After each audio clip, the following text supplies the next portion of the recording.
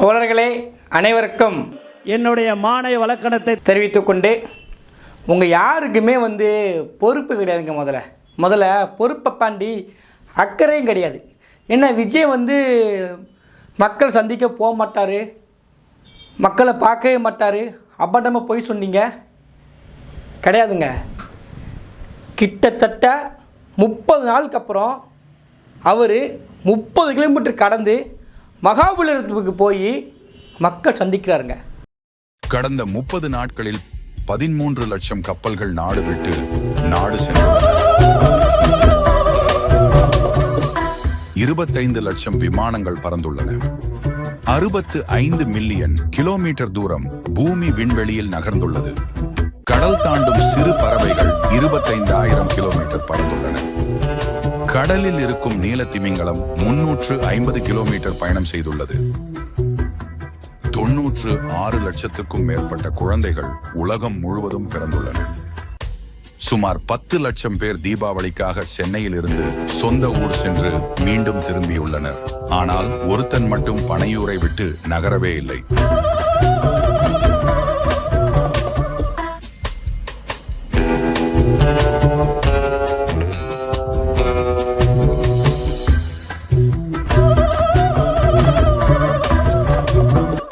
எனக்கு புரியல.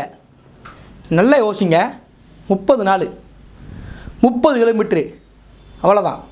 இதை தாண்டி கரூர் மக்கள் 300 கிலோமீட்டர் பயணிக்க மாட்டாங்களா?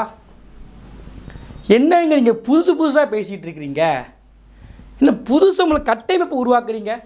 இறந்த வீட்டுக்கு தான் நேராக போய் துஷ்டி இயக்குன்னு ரூல்ஸ் இருக்கா? தாவேக்கா பகுத்தறிவுக்கு ஆதரவானது. நீங்கள் கட்டமைக்கக்கூடிய இந்த போலி உருவத்தை பெரியார் வழியில் நின்று போராடக்கூடியவருங்க எங்கள் தளபதி. நீங்கள் என்ன நினச்சிருக்கீங்க? இது ஒரு அடிமைத்தனம். இறந்த வீட்டுக்குள்ளே ஒருத்தங்க இறந்துன்னு வச்சுக்கோங்களேன், அந்த வீட்டுக்குள்ளே பாதிக்கப்பட்டவங்களை நம்ம வீட்டுக்கு கூட்டு வரதாங்க நவீன காலம். இது நம்ம அங்கே போகக்கூடாது. இது ஒரு மூட நம்பிக்கை. அவங்க நொடிஞ்சு போயிருப்பாங்க, அவங்க கலங்கி போயிருப்பாங்க, அவங்க வீட்டுக்குள்ளே இருப்பாங்க. அதான் நம்ம தான் அவங்க நேரில் பார்க்க போனோம். அதையே கட்டமைப்பே உடைக்க தாங்க எங்கள் தளபதி. ஒரு புதிய யுத்தியை தமிழ்நாடு அரசியலுங்க ஒட்டுமொத்த உலகமே காரி துப்புற அளவுக்கு விஷயத்தை புதுசாக உருவாக்கியிருக்காரு பாருங்க. பாதிக்கப்பட்டவங்களையே நேரம் எங்கே பண்ணார்? சொகுசுக்காரங்க. அது ரொம்ப முக்கியங்க. அந்த வார்த்தை ரொம்ப முக்கியம். சொகுசுக்காரில் கரூரில் இருந்து நேராக சென்னைக்கு கூப்பிட்டு வராருங்க. யாராவது இப்படி பண்ணுவாங்களா? மனுஷன் பண்ணுவானா? எங்கள் தளபதி பண்ணாருங்க. நீங்கள் எல்லாம் திட்டுறீங்க. பார்க்க போக மாட்டாருன்னு சந்திக்கிறார். அனைவரையும் ஒரே கூட்டரங்கில வரவழைத்தாலும் கூட தனியாக ஒரு அறை இருக்கிறது, அங்கே விஜய் இருப்பார். ஒரு குடும்பத்தினருக்கும் 15-20 நிமிடத்துக்கு மேல் செலவழித்து அவர் உரையாட இருக்கிறார். பொதுவான இடத்துல வச்சுட்டாருங்க. மகாபலிபுரம், அது மகாபலிபுரமாக தான் இருக்கணும். ஆனால் அவரை பார்க்க போகிறாங்கல்ல, அதனாலே நம்ம பாராட்டணும்.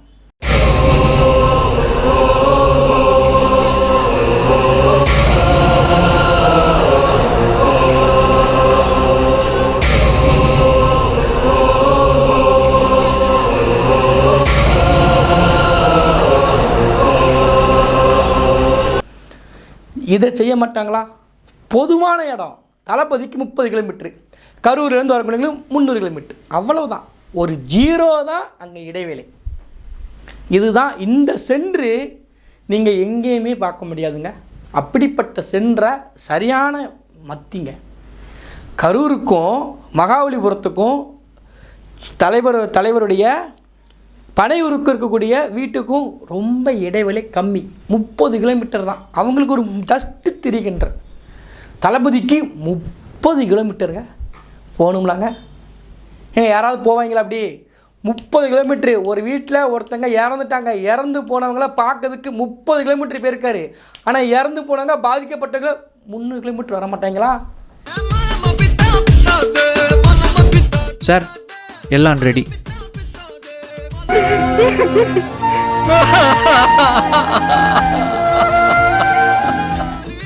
பெரிய தலைவலி முடிஞ்சது. போய் நம்ம வேலையை பார்ப்போம். கால் ஷீட் அமைந்தது. காட்சி முடிந்தது. சினிமாவில் அரசியல், அரசியலில் சினிமா. மாயபிம்பங்கள் நிலைப்பதில்லை. நீங்கள் ஆறுதல்னு கேட்க வந்திருக்கிறீங்க. அதுக்கு என்ன தெரியுமா காரணம்? முதல்ல அது அவர் கிடையாதுங்க. அவர் நேர்மையாக தான் இருந்தார். இங்கே பிஸ்கட் பிஸ்மம் ஒன்று சொல்லுவார், நீங்களே கேளுங்க. பட் அதே நேரம் நமக்கு தெரியாத ஒரு புது தகவல் என்ன அப்படின்னா, இந்த முடிவை விஜய் எடுப்பதற்கு காரணமே இந்த கரூர் 41 மரணம் குறித்து விசாரிக்கிற சிபிஐ குழுவினருடைய அறிவுறுத்தல். ஆக்சுவலி விக்ரம் படமும் கூட அந்த மாதிரியான ஒரு வித்தியாசமான கதைக்களம் தான். படத்தினுடைய பெரும்பாலான காட்சிகள் ஜெயிலில் நடக்குது. முறைப்படி நம்ம அனுமதி வாங்கிட்டு போகணும் தான் காவல்துறையில் கேட்குறாரு. அவங்களுக்கும் அனுமதி கிடைக்கல. அதுக்கப்புறம் பார்த்தீங்கன்னா தமிழ்நாடு அரசும் அதுக்கு பார்த்தீங்கன்னா பயங்கரமாக ஒரு முட்டுக்கட்டை போடுறாங்க.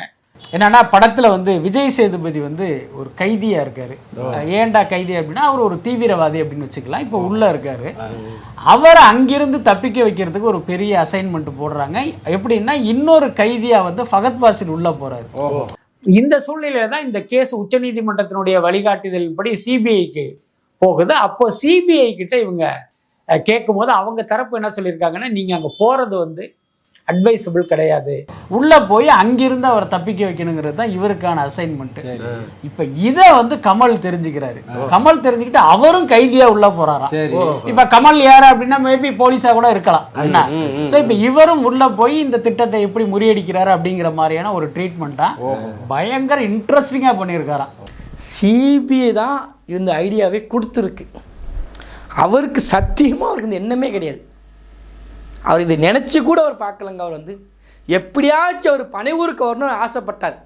எப்படி பாதிக்கப்பட்டவங்கள நீங்கள் பனையூருக்கு வச்சு தான் பார்க்கணும் ஒரு முழு பிளானாகவே இருந்துச்சு எங்கள் ஐயாவுக்கு, எங்கள் பண்ணையார் ஐயாவுக்கு அப்படி தான் இருந்துச்சு. ஆனால் பாருங்கள், சிபிஐ உள்ளே புகுந்து கெடுத்து விட்டாங்க. பனையூருக்கு வரக்கூடாது, அது ரொம்ப ரொம்ப ஓவராக இருக்கும், பண்ணையார்த்தனத்துக்கு பண்ணையார்த்தனமாக இருக்கும், இந்த வேலை தயவு செய்து நீங்கள் பண்ணிடாதீங்க, நாங்கள் ஒரு ஷார்ட்டர் இடம் சொல்கிறோம், நீங்கள் ஸ்வீட்டாக பாட்டு வந்துங்கன்னு சொல்லி இவங்க தான் புது இடத்த உருவாக்கியே கொடுத்துருக்குறாங்க. பார்த்தீங்களா, தளபதி நினச்சது பனையூரில் வச்சு இந்த பண்ணையாரை பார்த்துட்டு போகணுங்க தளபதியோட ஆசை. சிபிஐ தான் உள்ளே புகுந்து மகாபலிபுரத்தை தேர்ந்தெடுத்து இங்கேயே நீங்கள் வந்து எங்கே பார்த்துட்டு போங்கன்னு சொல்லி உருவாக்கிட்டாங்க. இதுலேயும் ஒரு கட்டுப்பாடு. என்ன கட்டுப்பாடுனா, எல்லாம் ஒன்று போல் இருப்பாங்க, அந்த இடத்த போய் தளபதி போய் அழுவார் நினச்சிட்டு இருந்தாங்க. அங்கே அப்படிலாம் போக மாட்டார் தளபதி. நீங்கள் சாதாரண நினச்சிட்டு இருக்கீங்க, அவர் யாருங்க, அவர் பண்ணையாருங்க. அவர் இங்கே 41 பேர் இல்லைங்க, தமிழ்நாட்டில் இருக்கக்கூடிய கடைசியில் எல்லாம் செத்து போனாலும் சரி தான், தளபதி மட்டும் உயிரோடு இருந்தாலும் மொத்த பணத்தை நீங்கள் பனையூருக்கு தான் கொண்டு போகணும். அங்கே தான் தளபதி கேட்பார். அதுவும் எப்படி கேட்பார், அவர் ரூமுக்குள்ளே உட்காந்துக்கிடுவார். அந்த ரூமில் பெரிய ரூம், சொகுசு ரூம், அவங்க அதை பார்த்துருக்கே மாட்டாங்களா, அப்படிப்பட்ட ரூமை பார்த்துக்க மாட்டாங்க. 5 ஸ்டார் ஹோட்டலில் பிடிச்சி கொடுத்து அங்கே உட்கார வச்சு எல்லாம் ஒரு ஹாலில் உட்காந்துருப்பாங்க. நேரில் போய்லாம் கேட்க மாட்டார். அவர் வந்து அவர் அதுக்கு ஒரு ரூம் ஒன்று உண்டு. அந்த ரூமுக்குள்ளே சோகமாக இப்படி உட்காந்துருப்பார். ஐயோ என்னடா செய்ய அப்படின்னு சோகமாக உட்காந்துருப்பார். அப்போ ஒவ்வொரு குடும்பத்துக்கும் டோக்கனை கொடுத்து ஒரு குடும்பத்துக்கு 15 நிமிஷம் தான், அவரை தான் ஆறுதலே. அதிகமாக தெரியுங்களா, 15 நிமிஷம் தளபதிக்கு பல கோடிக்கு சமம்.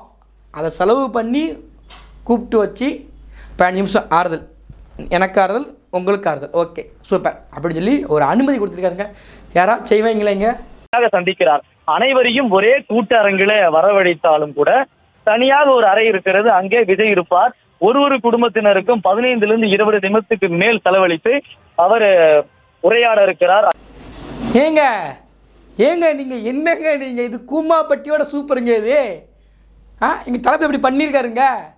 அதனால் இப்படிப்பட்ட ஒரு வாய்ப்பை இந்த தமிழ்நாட்டு மக்களுக்கும் இப்படி ஒரு கண்டிராத ஒரு திட்டத்தை உருவாக்கி கொடுத்து அதுக்கு முட்டு கொடுக்க ஒரு நிறுவனத்தையும் வச்சு அந்த பாதிக்கப்பட்ட மக்கள் நேரில் வர வச்ச இந்த அற்புதமான அரசியல் தலைவருடைய செயலில் வந்து பாராட்டியே ஆக வேண்டும்.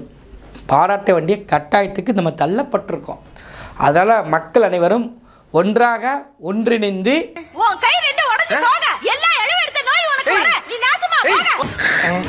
இந்த செயலை மட்டும் தயவு செய்து செஞ்சிடாதீங்க.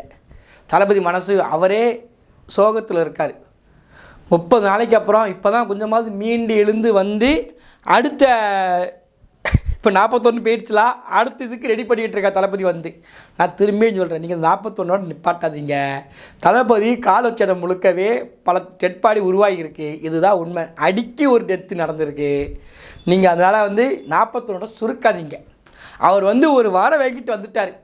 மக்கள் தொகை அதிகமாக இருக்கும், அதை எதையாவது குறைக்கிறதுக்கு வழி இருக்கான்னு சொல்லி ஒரு வரத்தோடு வந்துட்டார் தளபதி வந்து. அதனால் அவர் நடந்து வைக்கிற பாதைக்கு அடிக்கி ஒரு இலை இழுத்து விட்டுருக்காரு. இப்படி இலை விழுந்த வீட்லேயும் நல்லா நினச்சிக்கோங்க, நீங்கள் இலை விழுந்து அழாதீங்க. உங்களை பார்க்கறதுக்கு தளபதி வரமாட்டார், நீங்கள் பார்க்குறதுக்கு கார் பண்ணி கொடுத்துருவாருங்க.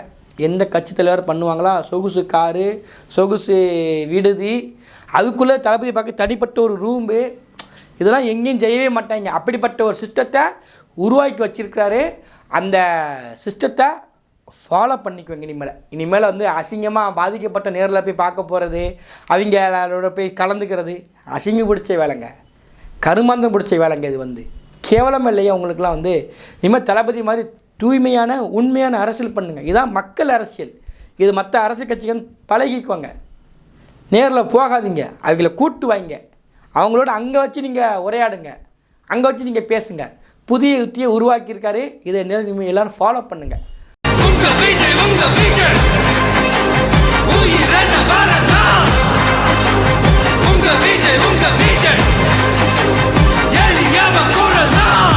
ஆனால் இப்படிப்பட்ட ஒரு கட்சி தலைவரை பாராட்டியாகணும் ஃப்ரெண்ட்ஸ்.